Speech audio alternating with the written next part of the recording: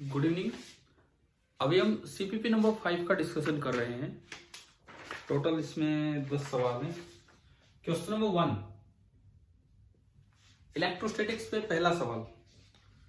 आपको एक ये फिगर दी गई है कि एक इस तरह का कुछ अरेंजमेंट है और उसमें यहां प्लस क्यू चार्ज है, यहां एक और प्लस क्यू चार्ज है और यहां एक और प्लस क्यू चार्ज है और तीनों की स्पीड दिखा रखी है, वेलोसिटी दिखा रखी है कि ये v से जा रहा है, इस समय ये भी v से जा रहा है और इस समय ये भी v से जा रहा है। इस तरह का at the centre of the circle there is a charge -2q और ये एक इस तरह की ट्रायंगल बनी हुई है और ये जो सेंटर ऑफ द सर्कल है इसकी दूरी हर एक वर्टेक्स ऑफ द ट्रायंगल से r है। आपको ये दिया गया है कि ये तीनों साइड्स r हैं और सेंटर पे रखा है -2q। फिलहाल ये इंफॉर्मेशन गिवन है हमें, तो स्पीड ऑफ द चार्जेज आपको बताना है। देखो, सबसे पहली बात, आप एज लेंथ पे आओ कि ट्राइंगल जो बन रही है उसकी एज लेंथ कितनी होगी। उसके लिए मैंने यहां से डाला एक परपेंडिकुलर, यहां से मैंने जस्ट एक परपेंडिकुलर ड्रॉप किया और कुछ नहीं। अब अगर मैं इस पूरी ट्रायंगल की बात करूं तो बाई सिमेट्री ये एक इक्विलेटरल ट्रायंगल बनेगी। ये एक इक्विलेटरल ट्रायंगल बनेगी। एक इक्विलेटरल ट्रायंगल का पूरा एंगल होता है 60 डिग्री और इक्विलेटरल ट्रायंगल में सारे सेंटर कॉमन होते हैं, तो ये भी 30 हो गया, ये भी 30, ये भी 30, सारे के सारे अंदर एंगल 30 हो जाएंगे। अब देखो, इस छोटी ट्रायंगल में अगर मैं इस लेंथ को x कहूं तो ये लेंथ भी x ही होगी। इस ट्रायंगल में अगर आप cos 30 डिग्री का यूज करें, cos of 30 degree base upon hypotenuse x by R, तो x बराबर आ गया r इंटू कोस 30 डिग्री, जो आप सभी को याद होगा शायद √3/2। अब मेरे पास ये पूरी लेंथ 2x आ गई, इसका डबल अगर मैं 2x निकालूं 2x तो वो आ रहा है r into √3, so it's r√3। अब मुझे किसी भी एक चार्ज पे न्यूटन सेकंड लॉ लगाना होगा। न्यूटन सेकंड लॉ कहता है कि net force is equal to mass into centripetal acceleration. अगर आप सेंटर की तरफ नेट फोर्स बना रहे हैं तो देखते हैं। सपोज मैंने इसको टेस्ट चार्ज मान लिया, मान लो मैंने इसको टेस्ट चार्ज माना, वो Q इस Q को रिपेल करेगा इधर की तरफ with a force Q square, where K is our local K 1/4π0 और आपका आंसर K में ही है, अलग से दिया गया है ऑप्शंस में कि K आप 1/4π0 मान लीजिए। Q square upon this distance is r√3। इस ट्रायंगल की तीनों साइड्स r√3 का स्क्वायर, तो वो हो जाएगा 3r²। यही ट्रायंगल की साइड है। एक फोर्स ही आया, एक फोर्स इतना ही इधर आएगा, Q स्क्वायर अपॉन 3r², दोनों बराबर फोर्स लगे। और तीसरा फोर्स ये लगा रहा होगा अट्रैक्टिव सेंटर की तरफ, तीसरा फोर्स ये लगा रहा होगा अट्रैक्टिव, जो कि होगा यहां चार्ज रखा हुआ है Q, K into Q into 2q upon this distance is only r। तो ये जो आपका फोर्स बना K 2q into Q upon r²। कुल मिला के इस पे 3 फोर्स लग रहे हैं। ये है 2kq स्क्वायर अपॉन r² और ये 1/3। तो ये तो काफी छोटे हैं, दरअसल ये वाले फोर्स तो काफी छोटे हैं और वो जो है वो तो बहुत बड़ा है इनसे, kq स्क्वायर बाई r² का भी डबल है।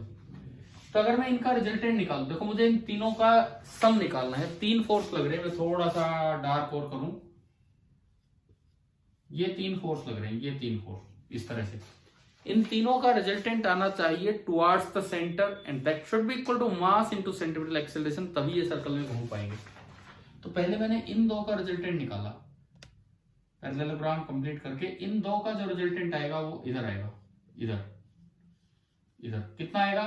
देखो, आपको शायद 9th क्लास में आपने पढ़ा हो, अगर दो फोर्सेस हैं, एक F1 है और एक F2 है, और अगर उन दोनों का मैग्नीट्यूड सेम है, F है, और इन दोनों के बीच का जो एंगल है सपोज वो थीटा है, तो हमारा रिजल्टेंट सीधा निकलता है। एक शॉर्ट फॉर्म आपने पक्का 9th में यूज की होगी, 2f into cos of half the angle. अगर कभी भी दो फोर्सेस लग रहे हैं किसी एक पार्टिकल पे, दोनों का मैग्नीट्यूड सेम है और उन दोनों के बीच का एंगल थीटा है, तो जो उनका रिजल्टेंट आता है वो होता है 2 times magnitude of either force into cos of half the angle between them. तो अगर मैं इस एंगल की बात करूं, इस पूरे एंगल की बात करूं, और वो फोर्स जो आता है वो बाइसेक्टर के अलोंग आता है क्योंकि दोनों का मैग्नीट्यूड इक्वल है। तो देखो एंगल कितना होगा, ये 30, ये 30 मतलब ये पूरा 60, तो ये भी पूरा आपका 60 डिग्री बनेगा। 60 का आधा 30 डिग्री, तो जो रिजल्टेंट, ये आर मैंने लिख दिया बाहर की तरफ, 2 इंटू एफ, एफ है के q square upon 3r square into cos of 30 degree. 60 का आधा 30 डिग्री, कोस 30 आपका होता है √3/2, तो 2 k q square upon 3r square और इंटू √3/2। 3 से 3 ये √3 बचेगा, और एक 2 से 2 गया, ये √3 बचेगा, तो ये आपका आएगा के q square upon √3 into r square. तो अब इस पार्टिकल पे दो फोर्स लग रहे हैं, नेट इन दोनों का तो आ गया एक उधर। इस पार्टिकल पे दो फोर्स बन रहे हैं, बाहर तो बन रहे के q square upon √3 into r square, और अंदर ज्यादा फोर्स लग रहा है towards the centre, 2 k q square upon r square. This is the centre of the circle. तो अगर मैं इस पार्टिकल पे नेट फोर्स निकालूं towards the centre, that is known as centripetal force, centre की तरफ लगने वाला फोर्स। तो F सेंट्रीपिटल आया, इसमें से ये घटाओ, तो के q square upon r square आपका कॉमन आ गया, और अंदर बचा 2 - 1/√3। यह आ गया। न्यूटन लॉ लगाने के लिए अब सारा काम हो चुका है। न्यूटन सेकंड लॉ लगाने के लिए, अभी तक हम वेक्टर सम कर रहे थे। आपको पता होगा कि जब कोई चीज सर्कल में घूमती है तो towards the centre of the circle जो एक्सेलरेशन हुआ करती है दैट इज v²/r। शायद 9th में आया हो ये पार्ट। तो ये इधर जा रहा है v स्पीड से, ये इधर जा रहा है v स्पीड से, तो जो इसकी एक्सेलरेशन बनेगी towards the centre, acceleration let it be named ac, तो जो ac बनेगा दैट विल बी v²/r। ये आपका ac बनेगा v²/r। अब अगर आप न्यूटन सेकंड लॉ लगाओ तो net force is equal to mass of the particle into centripetal acceleration. मैंने सेंटर की तरफ जो डायरेक्शन है उस तरफ मैंने न्यूटन सेकंड लॉ लगा दिया। सेंट्रीपिटल याद रखो, centripetal is not a type of force, it is just a direction of force. Centripetal is not a type of force, it is just the direction of force. अब कोई कहे downward force, ये कोई type of force नहीं है, ये direction है, ऐसे सेंटर की तरफ लगने वाला फोर्स। तो F सेंट्रीपिटल ये यहां है, मैंने ये इसमें पुट किया, k q square upon r square into 2 - 1/√3 is equal to mass of the revolving particle into v²/r। एक r से कार गया, m नीचे आया, और फिर v बनाना है तो पूरे पे आप अंडर रूट लगा दीजिए। तो यहां से आपका v बना के क्यू स्क्वायर अपॉन ये m नीचे आ गया mr, और अंदर बचा 2 - 1/√3 और इसका अंडर रूट। ये था आपका, और ये ऑप्शन है डी, लास्ट ऑप्शन। तो ये घूमने वाले, ये मतलब ऐसा है, धरती भी घूमने लग रही है सन के चारों तरफ, उस पे भी एक कुछ सेंटर जैसी फोर्स लग रही होगी टुवर्ड्स द सन। वहां पे जो सेंट्रीपिटल का काम कर रहा है दैट इज ग्रेविटेशनल फोर्स, यहाँ पे जो सेंट्रीपिटल का काम कर रहा है that is electrostatic coulomb force. तो बस यही फर्क है, बाकी तो मोशन वैसा ही है। चले हम आगे बढ़ते हैं। क्वेश्चन नंबर 2 देखिए आप दूसरे सवाल को, फिर हम दूसरा सवाल स्टार्ट करते हैं। इसमें एक कंपैरिजन है, दूसरे सवाल में जस्ट एक कंपैरिजन है फोर्स के मैग्नीट्यूड का, जस्ट एक कंपैरिजन है फोर्स के मैग्नीट्यूड का। 4 सिचुएशंस इन्होंने दी हैं। पहली सिचुएशन में ये y एक्सिस, ये x एक्सिस, और इक्वल डिस्टेंस पे है ओरिजिन से चार्ज पार्टिकल। अच्छा देखो पहली सिचुएशन देखते हैं। मान लो वो डिस्टेंस इक्वल है a, सपोज यहां a डिस्टेंस दूर चार्ज रखा है -3q, इधर भी a डिस्टेंस दूर चार्ज रखा है 2q, और ऊपर -5q रखा है कितनी दूर, a डिस्टेंस दूर। आपको नेट इलेक्ट्रिक फील्ड निकालना है at the origin, greatest first. अब देखो एक चीज दिमाग में रखो, एक पॉइंट चार्ज Q जो आपका सीपीपी नंबर 6 है उसका पहला पॉइंट, पेज नंबर 1 का पहला पॉइंट, एक पॉइंट चार्ज Q अपने से r डिस्टेंस दूर जो फील्ड फैलाता है that is KQ upon r square. Positive charge है तो आउटवर्ड, रेडियली आउटवर्ड, और नेगेटिव चार्ज है तो रेडियली इनवर्ड। तो उन्हीं बातों का हम यूज करेंगे। पहले ये ए सिचुएशन, ओरिजिन पे आपको नेट फील्ड निकालना है और रैंकिंग देनी है ओरिजिन पे। ये आपका ओरिजिन है, यहां पे आपको रैंकिंग देनी है। तो देखिए सबसे पहली बात, +2q की वजह से होगा रेडियली आउटवर्ड, इधर +2q की वजह से इधर होगा, और ये आपका होगा 2, तो चलो उसमें रखेंगे तब आएगा k into Q upon a square. अच्छा, -3q की वजह से खुद की तरफ होगा तो वो और ऐड कर दो, plus k into 3q upon a square. तो आपने इस साइड देखा तो टोटल बना 5kq अपॉन ए स्क्वायर, और वो -5q अपनी तरफ बनाएगा, वो भी इतना ही बनेगा k into 5q upon a square. तो ओरिजिन पे दो नेट फील्ड बने, एक 5kq upon a square electric field इधर, और एक 5kq upon a square electric field इधर।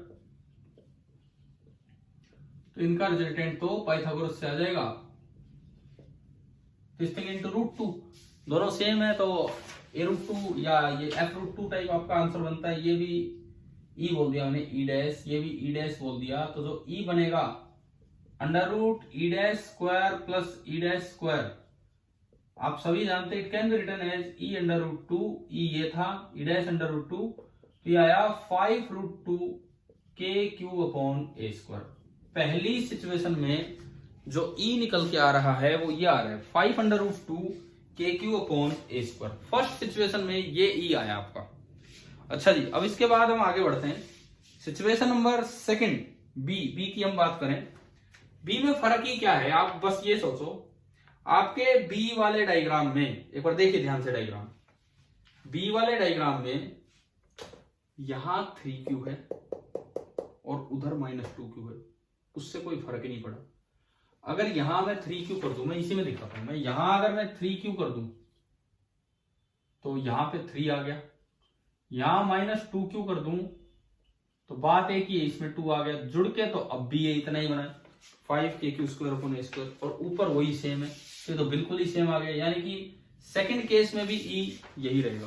थर्ड केस सी, यहां मैंने 4q किया तो यहां 4q हो गया, k 4q upon a square, और यहां मैंने -q किया तो यहां ये q हो गया, लेकिन जुड़ने के बाद फिर दोबारा ये 5kq square upon a square, और एक उन्होंने यहां की बजाय यहां 5q रख दिया, दूरी बराबर है ओरिजिन से सभी की, तो इसकी वजह से भी तो ऊपर ही फील्ड होगा, पॉजिटिवली चार्ज है तो रेडियली आउटवर्ड बाहर।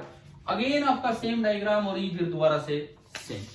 और एक फोर्थ केस अगर आप लें, देखिए यहां क्यू रख दिया, यहां क्यू रखा तो यहां क्यू हो गया, उधर -4q रखते ही यहां 4 लग गया, जुड़ के दोबारा 5kq square upon a square. अच्छा, यहां रखा -q तो उसकी खुद की तरफ kq अपॉन ए स्क्वायर, और नीचे रखा 4q तो दूर की तरफ plus k into 4q upon a square, तो जुड़ के फिर वही 5q इसमें और 5q इसमें, अगेन सेम डायग्राम। यानी कि हर बार फील्ड का मैग्नीट्यूड भी और फील्ड की डायरेक्शन भी दोनों सेम है। तो रैंकिंग कैसे दें हम, ये तो टाई हो गया मैच। अच्छा, रैंक देना ग्रेटेस्ट फर्स्ट, मतलब सबसे पहली रैंक उसकी जो सबसे ज्यादा था, लेकिन यहाँ तो ओल्ड टाई आ जाएगा। आंसर बना डी, फर्स्ट का भी डी, सेकंड का भी D. Third question number third, ये AIEEE पेपर में आया था, जो कभी पहले जेईई मेंस जब नाम नहीं था उस एग्जाम का, पर आपके एनटीएससी में कुछ भी आ सकता है इस तरह से मिलते जुलते सवाल। A charge capital Q is placed at each of the opposite corners of a square. एक चार्ज कैपिटल Q रखा है, क्वेश्चन नंबर थर्ड में ले रहा हूं, at each of the opposite two corners of a square. Charge small q is placed at each of the opposite two corners, जो बचे होंगे उन पे ये रख दिया। पहले बोला है charge q is placed at each of the opposite corners of A square, फिर बोला है charge q is placed at each of the remaining to corners, और आ जाना चाहिए यहाँ पे रिमेनिंग टू जो अपोजिट कॉर्नर्स है उन पे और ये रखा जाएगा। इधर net electrical force on q, capital Q पे नेट इलेक्ट्रिकल फोर्स है 0, मान लो ये वाला मैंने लिया, तो F on Q is 0, F on Q आपका 0 है, तो आपको ये बताना है कि capital Q by small q क्या होगा। ये चीज आपको निकालनी है इसमें। Capital Q by small Q आपको निकालना है, क्या होगा देखते हैं अब इसमें आप ये देखिए, कोई भी एक स्क्वायर की साइड लेंथ ए मान लीजिए, कोई भी स्क्वायर है, आप साइड लेंथ हर बार ए और इस तरह से बना के चल रहे हैं। नेट फोर्स क्यू पे 0 है, तो इस पे आप नेट फोर्स बनाइए कि कितना होगा। हाँ जी, कोई नहीं, आप आगे से निकल जाओ, ऐसी क्या बात है, अरे यहां से निकल जाओ, आगे से सामने से निकल जाओ, कोई बात नहीं। हाँ जी, हाँ खा लूं खिचड़ी, वीडियो तो बना लूं। देखो क्यू क्यू स्मॉल क्यू ये है। अब देखो इसमें the net electrical force on each of Q is 0, इस पे नेट फोर्स 0 है। इस सवाल में थोड़ा सा बीच में आना जाना रहा, तब मैं बीच में मतलब रुकता रहा, लेकिन अब हम वापस से आगे बढ़ते हैं। तो ये कहता है कि बताओ क्यू बाई क्यू कितना होगा। तो भाई पहले इस पे नेट फोर्स तो निकालो। एक फोर्स इसने लगाया, कितना लगाया, K capital Q small Q, ये कैपिटल क्यू था वो स्मॉल क्यू था, अपॉन ए स्क्वायर। एक फोर्स इसने लगाया, इधर लगाया, K capital Q small Q upon a square. पहले तो आप इन दो का रिजल्टेंट निकाल लो, फिर मैं उसकी बात करूंगा। सबसे पहले आप इन दोनों का रिजल्टेंट निकाल लो, पाइथागोरस से √2 टाइम्स हो जाना है। अच्छा, अगर आप पाइथागोरस ना भी लगाओ तो मैंने आज एक अभी आपको फॉर्मूला बताया 2f cos थीटा बाई 2, ये पूरा theta 90 degree by 2 45 degree, cos 45 1 by √2, 2 into this into 1 by √2, √2 से √2 करेंगे तो √2 टाइम्स आना है। तो ये जो फोर्स आया ये आपका बना √2 times K capital Q small Q upon a square. अब देखिए, अब ये कहता है कि नेट फोर्स 0, तो इसका मतलब ये अट्रैक्ट करेगा, लेकिन मैं अपनी तरफ से पॉजिटिव नहीं कहूंगा, मैं अपनी तरफ से उसे नेगेटिव नहीं कहूंगा। अब चलने दो सीधा, ये डिस्टेंस बाई पाइथागोरस √2a, तो वो जो है वो भी इधर की तरफ इस पे एक फोर्स लगाएगा, वो भी इधर की तरफ इस पे एक फोर्स लगाएगा। मैं तो पॉजिटिव मान के चल रहा हूं, के क्यू, ये भी क्यू था, क्यू स्क्वायर अपॉन √2a का whole square, it becomes 2a square. तो जब दोनों ही नेट फोर्स इधर बन गए तो टोटल जो फोर्स है F on Q √2 K capital Q small q upon a square plus K capital Q square upon 2a square, और क्वेश्चन के अकॉर्डिंग ये फोर्स है 0।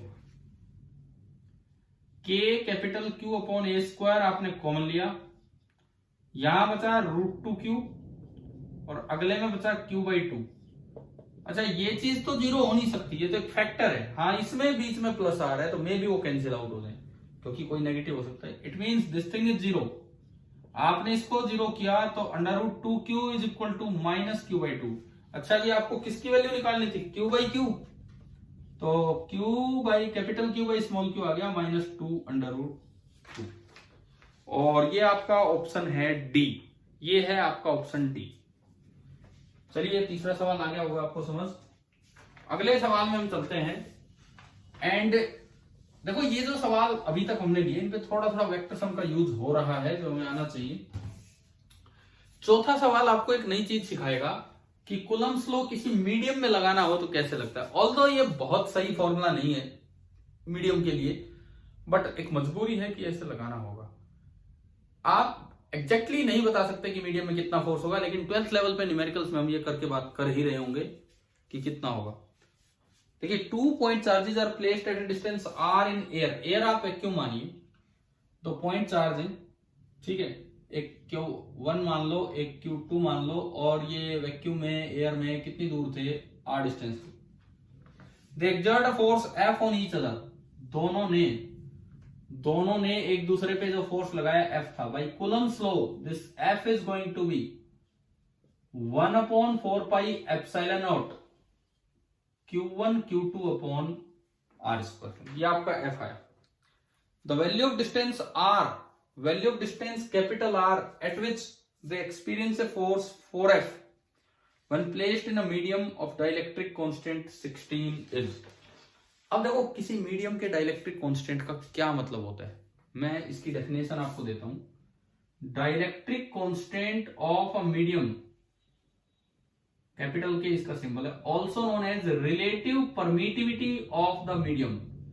Relative permittivity, this was the absolute permittivity of vacuum and this is the relative permittivity of the medium. Relative permittivity का मतलब होता है with respect to vacuum, vacuum की with respect to medium क्या permittivity. लेकिन अभी हमारे लिए इसकी डेफिनेशन होगी फोर्स जब उन दो चार्जेस के बीच में वैक्यूम में लग रहा था, उतनी दूरी पे उतनी फोर्स आपने कहां रख दी है, मीडियम। देखो कोई दो चार्ज वैक्यूम में रखे हैं, कुछ दूरी पे रखे हैं, उनके बीच का फोर्स लग रहा था 10 न्यूटन। मैंने उन्हीं दो चार्ज को उतनी दूरी पे एक मीडियम में डाल दिया और मान लो फोर्स हो गया 2 न्यूटन, तो डाइलेक्ट्रिक कांस्टेंट है 10/2, यानी कि मीडियम का डाइलेक्ट्रिक कांस्टेंट है 5।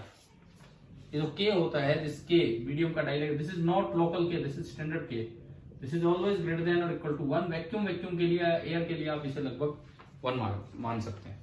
तो अब देखो इन दो बातों का ध्यान रखना है। तो ये कहता है कि मैं इनको मीडियम में कितनी दूर रखूं ताकि फोर्स बढ़ जाए। भाई फोर्स बढ़ाना है तो आपको पास लाने पड़ेंगे, फोर्स बढ़ाना है तो आपको पास लाने पड़ेंगे, और ये यही पूछ रहे हैं।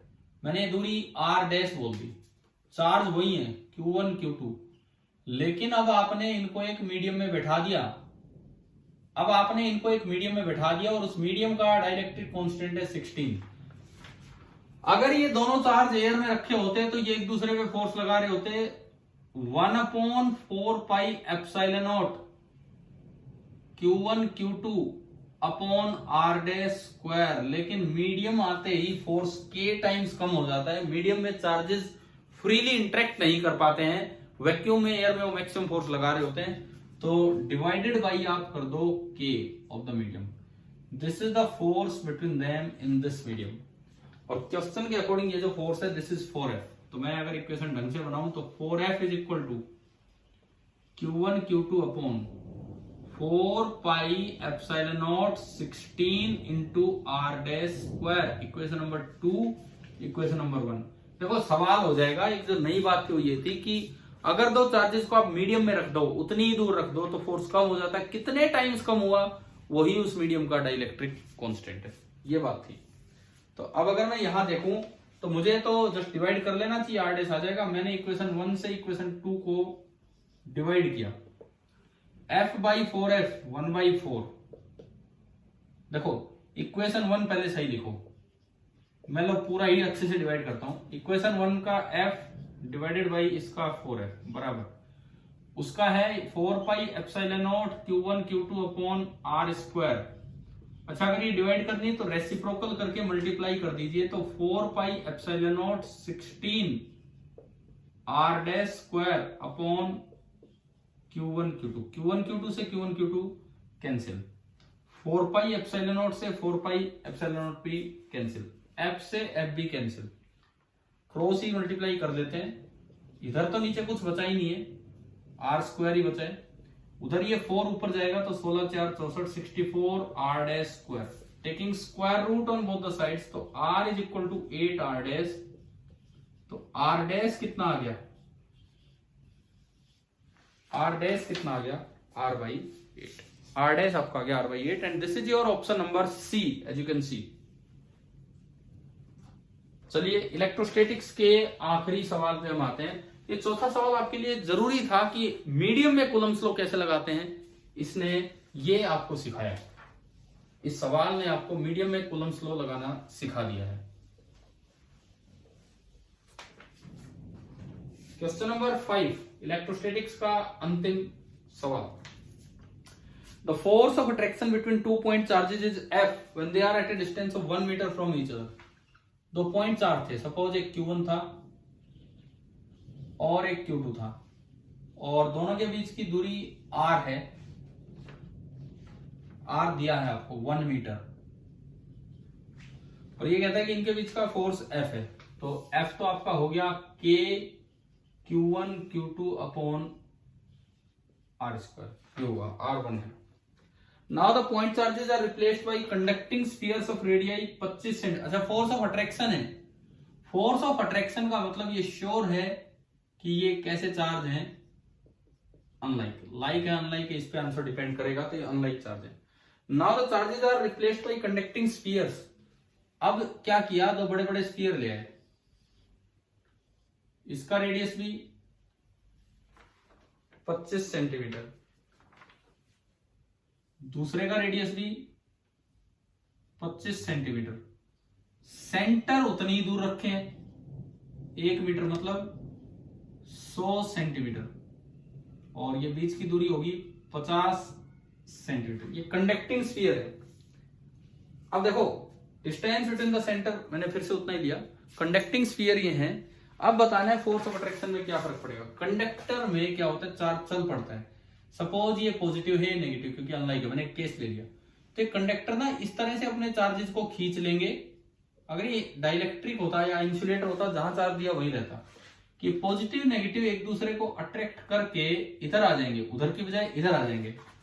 तो अब पहले जो था ये पॉइंट चार्ज अकेला यहां था, अगर पूरे गोले पे चार्ज यूनिफॉर्मली बटा होता तो मैं सारे चार्ज को समेट के उसके सेंटर पे रख सकता था। लेकिन अब जैसे आपका सेंटर ऑफ मास कोई चीज होती है, उस दिन हमने पेंडुलम बॉब उनमें जिक्र किया था सेंटर ऑफ मास का, ऐसी एक चीज होती है सेंटर ऑफ चार्ज, बिल्कुल वैसा ही।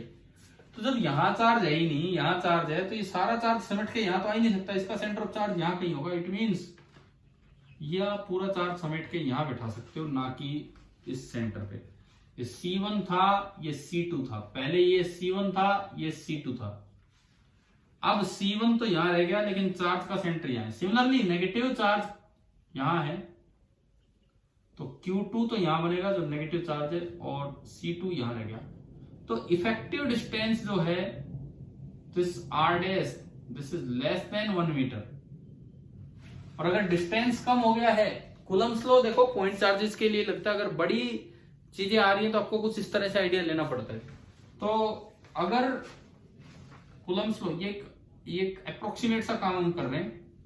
अब अगर मैं कूलम्ब्स लॉ लिखूं F dash K Q1 Q2, लेकिन नीचे R डैश का स्क्वायर आएगा। अब मैं इसको और इसको कंपेयर करूं तो R dash is less then R, it means F dash is greater than F। तो फोर्स थोड़ा इंक्रीज हो गया, तो आंसर आ गया A। अब इसमें आप दो बातों का और ध्यान रखें। अगर ये शुरुआत में फोर्स ऑफ रिपल्सन होता, क्वेश्चन की शुरुआत में अगर ये फोर्स ऑफ रिपल्सन होता, तो इसका मतलब दोनों पॉजिटिव है, दोनों नेगेटिव, तो रिपेल करते, तो ये चार्ज बाहर की तरफ ज्यादा जाता और R डैश बड़ा हो जाता और नेट फोर्स कम हो जाता।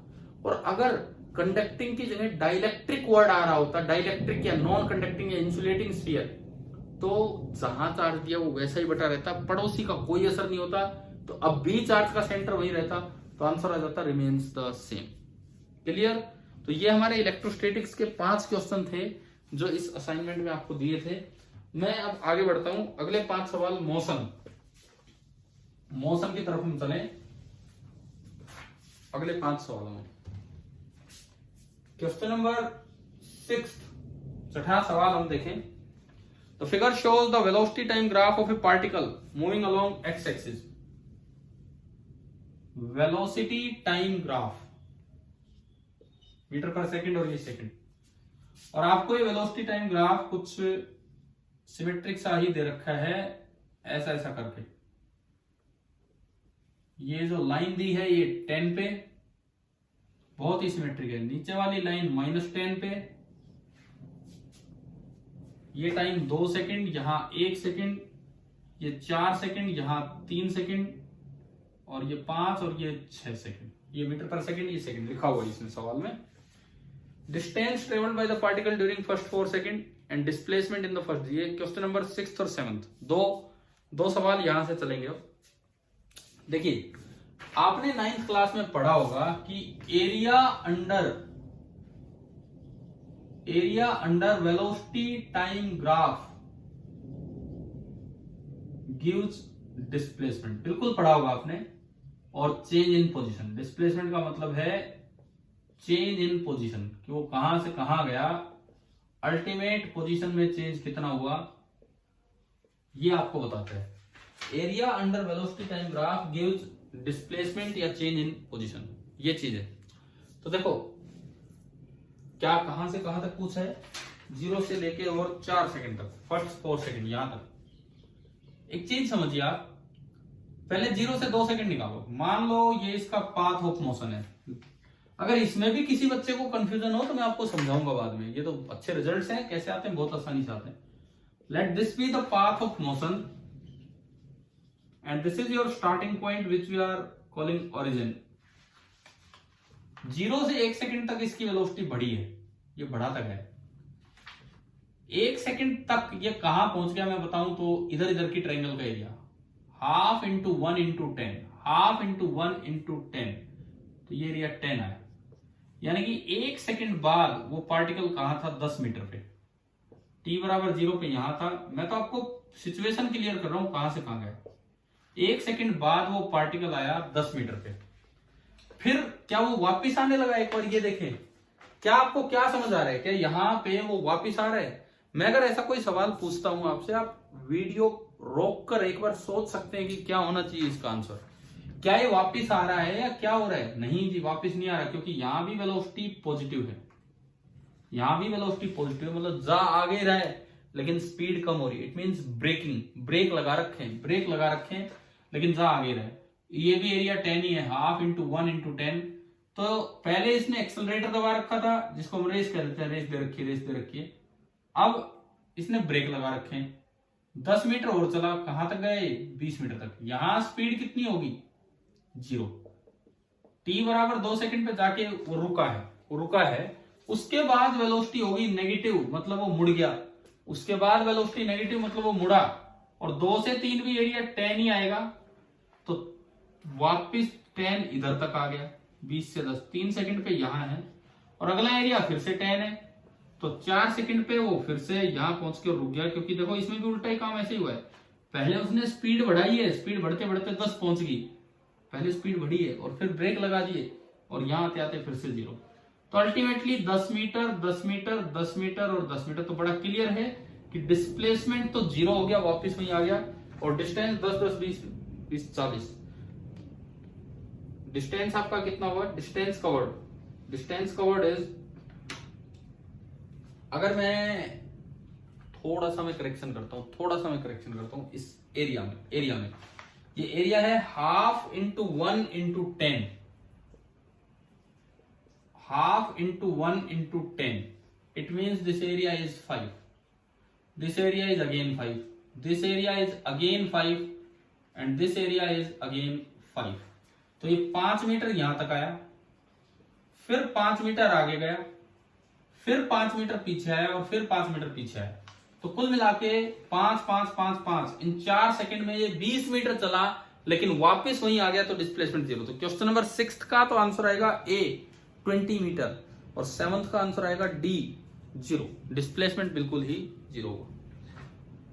क्वेश्चन नंबर 8, 6 और 7 ये दो यहां पे आपके हो गए।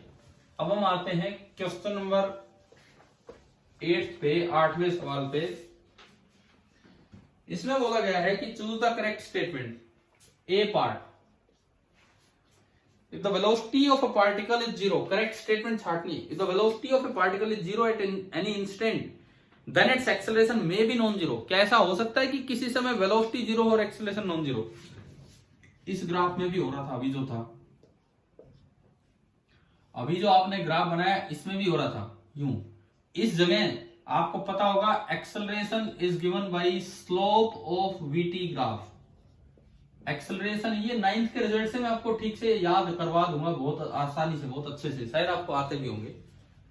वीटी ग्राफ की स्लोप नॉन जीरो है, यहां इसकी स्लोप नेगेटिव है, तो नॉन जीरो स्लोप है। लेकिन इस जगह, इस समय, इस इंस्टेंट पे वेलोसिटी 0 है, लेकिन स्लोप नॉन जीरो, मतलब एक्सेलरेशन नॉन जीरो। ये तो ग्राफ की बात है। प्रैक्टिकल एग्जांपल, मैं किसी चीज को ऊपर उछालूं, सपोज मैं किसी भी चीज को ऊपर की तरफ उछालूं, तो हमें पता होगा कि पूरे मोशन में एक्सेलरेशन कांस्टेंट रहती। मैंने ऊपर उछाला ये पेन का ढक्कन, तो जब ये ऊपर जा रही है बॉल, तब भी एक्सेलरेशन नीचे है जी, जब ये नीचे आ रही है तब भी एक्सेलरेशन नीचे है जी, एट द हाईएस्ट पॉइंट भी एक्सेलरेशन नीचे है जी, लेकिन at the highest point velocity 0 है।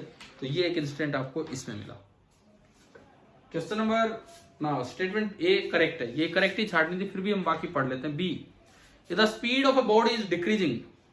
देखो स्पीड डिक्रीज तभी होती है जब आप आगे जा रहे हो और फोर्स पीछे लग जाए।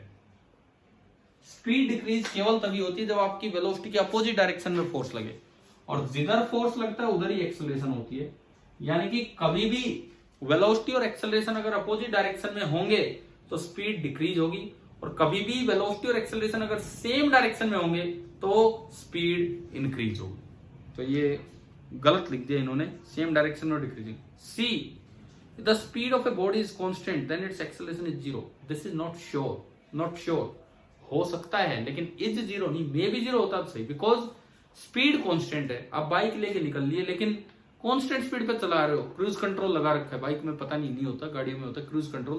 कांस्टेंट स्पीड पे आपने चला दिया लेकिन उसकी आप डायरेक्शन चेंज कर रहे हो, डायरेक्शन चेंज कर रहे हो, इट मींस आपकी वेलोसिटी चेंज हुई, और वेलोसिटी चेंज हुई तो इट मींस की एक्सेलरेशन है। वेलोसिटी चेंज हुई तो मतलब एक्सेलरेशन है। तो ये भी गलत हो गया, और डी नन ऑफ दिस। तो आंसर आ गया ए, 8th का आंसर हमारा आया ए। अब हम आते हैं क्वेश्चन नंबर 9th, ये ट्रू और फॉल्स है 9th and 10th। 9th, the displacement of a body in a time interval is zero. आज ही ऊपर हमने छठा सवाल किया, 4 सेकंड में डिस्प्लेसमेंट जीरो आया था और डिस्टेंस 20 मीटर आया था, याद रखें। मैं 4 सेकंड तक चलता रहा, जितना आगे गया उतना ही पीछे आ गया, तो मेरा डिस्टेंस नॉन जीरो है लेकिन डिस्प्लेसमेंट जीरो। लेकिन ये कहता है कि if the displacement of body in a time interval is zero the distance covered is necessarily zero, not necessarily. अगर आपका डिस्प्लेसमेंट इसलिए जीरो है कि आप वहीं खड़े ही रहे, चले ही नहीं, तो डिस्प्लेसमेंट भी जीरो है, डिस्टेंस भी। लेकिन अगर आप घूम फिर के आके वहीं आगे तो डिस्टेंस जीरो नहीं होगा। 9th में आपने पढ़ा होगा कि डिस्टेंस इज ग्रेटर देन और इक्वल टू डिस्प्लेसमेंट, तो फॉल्स हो गए। 10th, in a given time interval the total displacement of a particle is equal to the product of average velocity and the time interval even when the velocity is not constant। देखो आखिरी सवाल इस assignment का, CPP का, average velocity का formula ही ये होता है, एवरेज वेलोसिटी का फॉर्मूला ही ये होता है total displacement upon total time. तो आपकी जो स्टेटमेंट लिखी है वो इस तरह से लिखिए कि total displacement is equal to average velocity into total time, product होगा। इसमें कहीं इस फॉर्मूले में कंडीशन नहीं कि वेलोसिटी कांस्टेंट, वेलोसिटी में भी वेरिएबल, लेकिन एवरेज ऐसे ही निकलती है। देखो मान लो आप पहले 1 घंटे चले 60 मीटर पर सेकंड से, अगले 1 घंटे आप चले 40 मीटर पर सेकंड से, तो जो एवरेज वेलोसिटी, क्योंकि टाइम इंटरवल सेम है, टाइम इंटरवल सेम है तो मैंने कहा था अरिथमेटिक मीन ले लो, तो एवरेज वेलोसिटी आ गई 50 मीटर पर सेकंड। तो इसका मतलब ये थोड़ी कि शुरू से लास्ट तक आपकी वेलोसिटी कांस्टेंट, आपकी कैसे ही चलो एवरेज ही आ गई। तो एवरेज का तो ये सिंपल फॉर्मूला है जो हमेशा वैलिड है, चाहे आपकी वेलोसिटी कांस्टेंट रही हो चाहे आपकी वेलोसिटी वेरिएबल रही हो। तो ये 5 सवाल मोशन के तो जल्दी ही डिस्कस हो गए। एक आखिरी बात मैं आपको बताऊं कि ये जो रिजल्ट्स हैं इनका ध्यान रखें। ग्राफ बहुत आसानी से, पहला graph position time graph, position time graph की स्लोप देती है वेलोसिटी। अगला graph velocity time graph, velocity time graph की स्लोप देती है एक्सेलरेशन। अगला कुछ नहीं है, गिर जाओगे और आगे मत जाओ स्लोप में। दोबारा सुनो, पोजीशन टाइम ग्राफ की स्लोप वेलोसिटी देगी, वेलोसिटी टाइम ग्राफ की टेंजेंट की स्लोप, स्लोप का मतलब टेंजेंट डाल के उसका tan थीटा। दोबारा से चलो, पोजीशन टाइम ग्राफ की slope velocity, velocity time graph की स्लोप एक्सेलरेशन। अब उल्टे आने, एक्सेलरेशन टाइम ग्राफ का एरिया अंडर द कर्व देगा चेंज इन वेलोसिटी, और वेलोसिटी टाइम ग्राफ का एरिया अंडर द कर्व देगा चेंज इन पोजीशन या डिस्प्लेसमेंट, जो आज हमने वो वीटी वाले ग्राफ में किया, जो इस तरह का 4 सेकंड वाला ग्राफ। एक बार लास्ट में फिर सुनिए, पोजीशन टाइम ग्राफ की स्लोप देती है वेलोसिटी, वेलोसिटी टाइम ग्राफ की स्लोप देती है एक्सेलरेशन, एक्सेलरेशन टाइम ग्राफ की स्लोप देती है चेंज इन वेलोसिटी, एंड ओहो दोबारा बोलने दो, एक्सेलरेशन टाइम ग्राफ का एरिया देता है change in velocity, and velocity time graph का जो एरिया होगा वो आपको देगा चेंज इन पोजीशन, जिसे हमने कहा डिस्प्लेसमेंट। और उससे डिस्टेंस का भी अंदाजा लगाया जा सकता है, जैसे हमने आगे पीछे करके उस 4 सेकंड वाले सवाल में किया था। तो मुझे लगता है ये सीपीपी शायद आपको समझ आ गया होगा। थैंक यू, एंड टेस्ट की तैयारी करते रहें अच्छे से, ठीक है। आगे हम कल मिलते हैं, थैंक यू।